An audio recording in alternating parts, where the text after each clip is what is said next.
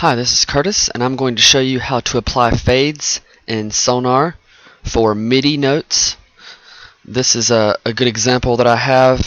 I'm going to be working in piano roll view instead of staff view, and there's a particular reason for that. That's because I'm applying a melody line to an audio recording which doesn't have a particular not particularly played with a metronome, and so you can't really use the grid. It doesn't really do you any good.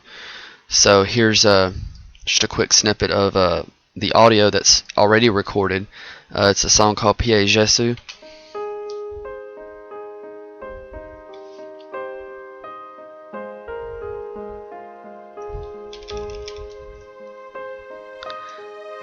And I've added this melody.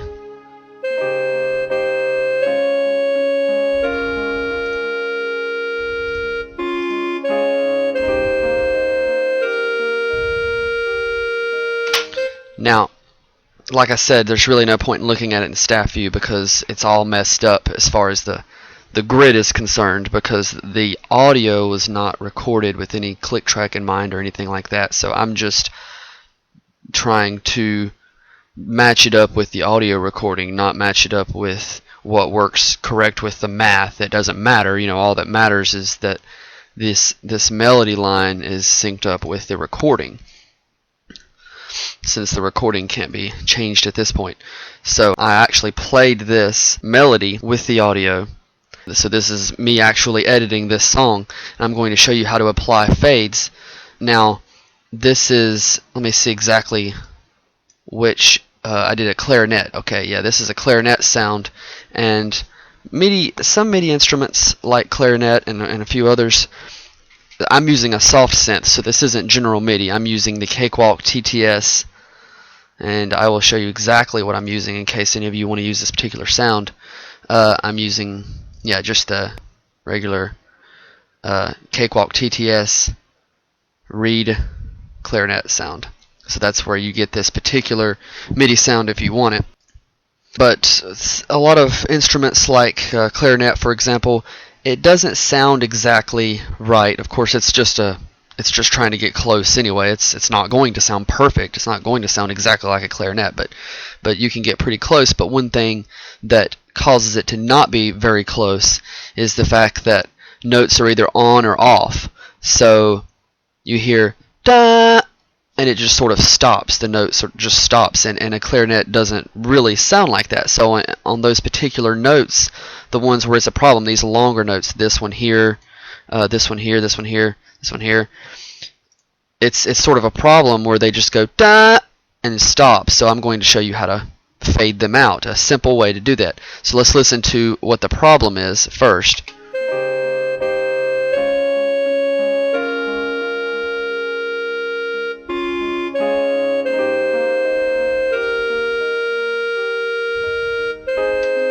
See, these notes are really too long. This note and this note and this note, this note's really too long. But if you make them a little shorter, you run into a problem too, because then they sound sort of awkward because they're too short.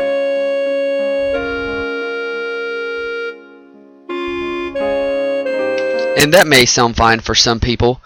That may be exactly what they want, and then they're like, this is fine, and that's fine. But if you want to do a little more, you can do some fade outs and it sounds more like a real clarinet, and I'm just going to show you a simple way to do that. Now this, I've already put some fades in here so you can hear the difference, and I will show you how I put the rest of them in there as I go. And you can see the fade here. So basically, once you do some fades, once you do a fade, you'll be able to see that up here. Normally you might see this, the velocity of each note.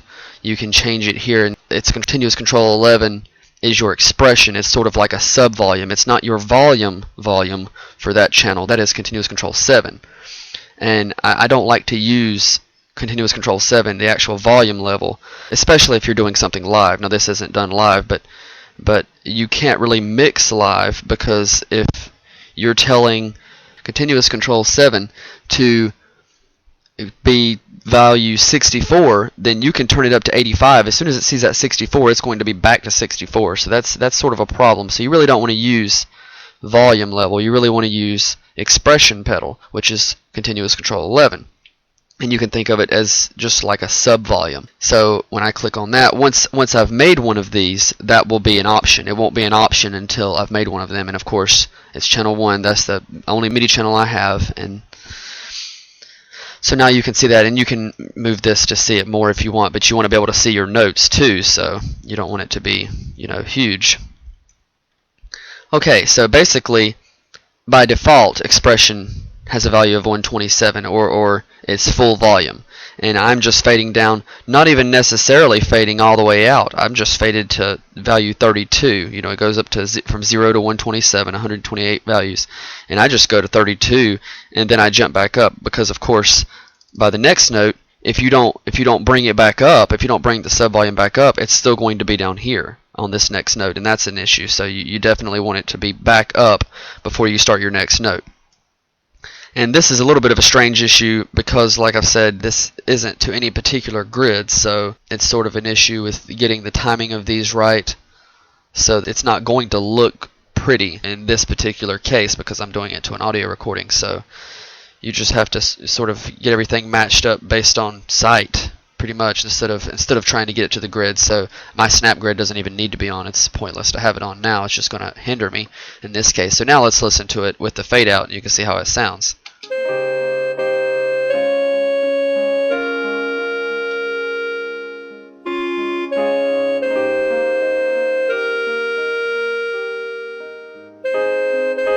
Sounds a lot more like a real clarinet.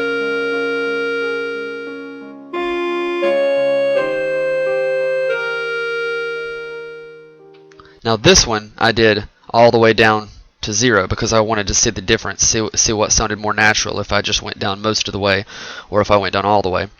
And I actually think this sounds better. So let's hear it without any of this one more time to hear what this note sounds like, and then I'll undo it and put it back so you can hear the difference quickly.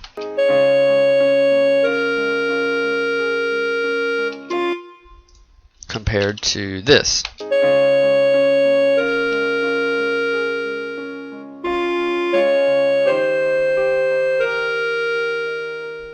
So what I want to do here is, this is fine, this is just bringing the volume back up, but this I want to get rid of. It's sort of hard to get to the very bottom and the very top like this. See, I accidentally hit the scroll bar. I'm going to make sure I get the very bottom, so that way you get this note down, this change down here, plus this change up here. It's sort of hard to do, so if you can't get them all, a lot of times I don't even bother. I just do this and just go ahead and get those, hit delete, go ahead and get those and hit delete. It's a simple way to do it.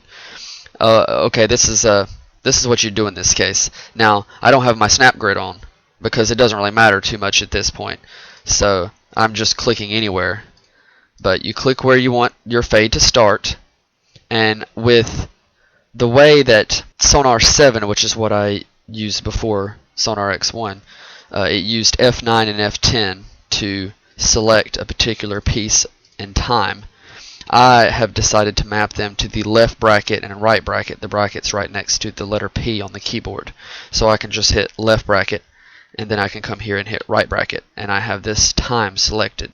You don't have to do it this way, but I highly recommend that you do it this way, because when you go to insert and go to series of controllers, you have to fill this time range out. Either you have to do this manually where you want it to be, or you can just come over here and select where you want it to be. And then when you do insert series of controllers, it's already filled out as opposed to being blank. That's way better because you won't make any mistakes. So my select from time and select to time mapped to left bracket and right bracket, because that makes a lot of sense to me.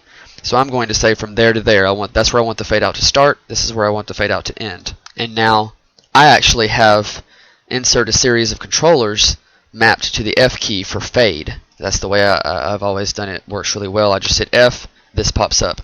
Now here I want the continuous control number to be 11. That's expression. You want to make sure it's on controller, obviously, and not pitch wheel or any of this.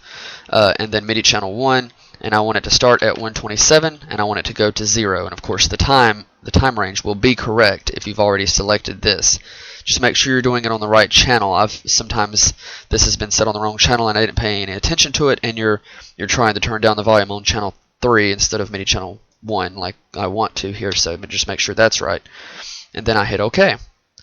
And it puts a nice fade out from there to there. Now, of course, I wanted to do this as 32 now that I think about it, so let me do that again and make 32. All the rest of this should stay the same. So now I have a fade out to 32, and I've brought the volume back up. Like I said, if you don't have this here, then when you play this note, this next note is automatically going to be at 32 expression, which is not good. So you definitely have to bring it up every time. And if you forget, you'll notice it. You'll notice it pretty easy. So now let's hear this.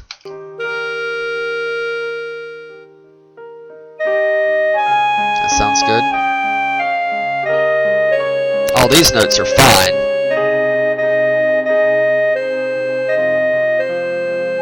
This would be a good one for a fade, which I already have. Now notice I didn't do it all the way down to 32 this time, because this note is actually supposed to sustain. It's not supposed to disappear. It's supposed to sustain. So I just bring it down some to give it a little bit of flavor. So it's not going down as low as the others, but of course, like I said, I bring it all the way back up. And the way you can do that is you can just go to your draw tool, which I have mapped to the letter D on my keyboard, and you can just move up here and just do that. That's all you have to do. And if you have your snap grid on, it will automatically move it to the closest place. But if you look over here, when my cursor's here, you can see right here, you can see the value changing. So if you're not sure if you're at 127, you can look right over here, and you can see 110, 117, 127 right there, and then you just click. That's all you have to do. So I'm going to continue.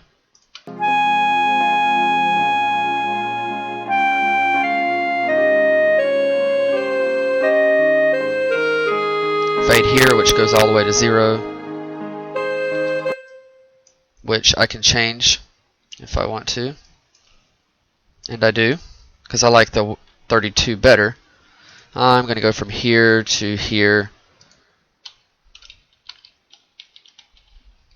Now notice that my fade is slightly past the end of the note, which means by the time the note ends, it's actually not quite to 32 yet, and that's fine. There's nothing wrong with that, because I'm just sort of trying to be approximate here. I don't want to spend hours and hours and hours on this one MIDI, so I'm just adding some flavor to this. I'm not trying to be super accurate with it. So this is an easy way. I just want to make sure that this continuous control here comes before this note, because if this continuous control is over here, for example, then that note is going to go da like that. It's going to jump up in volume, which I could go ahead and show you just so you'll know exactly what I'm talking about. In the middle of this note, now if I do this, you'll have this problem. Might be hard to tell you. So I didn't really even hear it until it got here, because this is such a low volume. So you just want to make sure you say, okay, the notes that's before that, so sometime before that, right about there. I don't have to be very accurate here, it just has to be before the next note.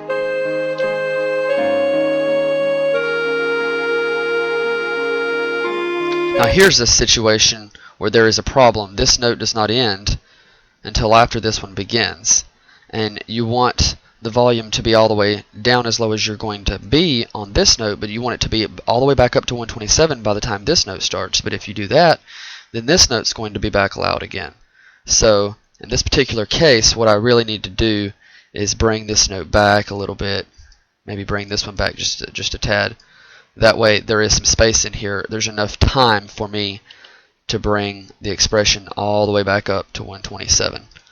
So now I can put a fade in here, make sure it's before that, and I'm going to hit F, which of course I could just go to Insert Series of Controllers, MIDI channel 1 to 32, and now this note's faded.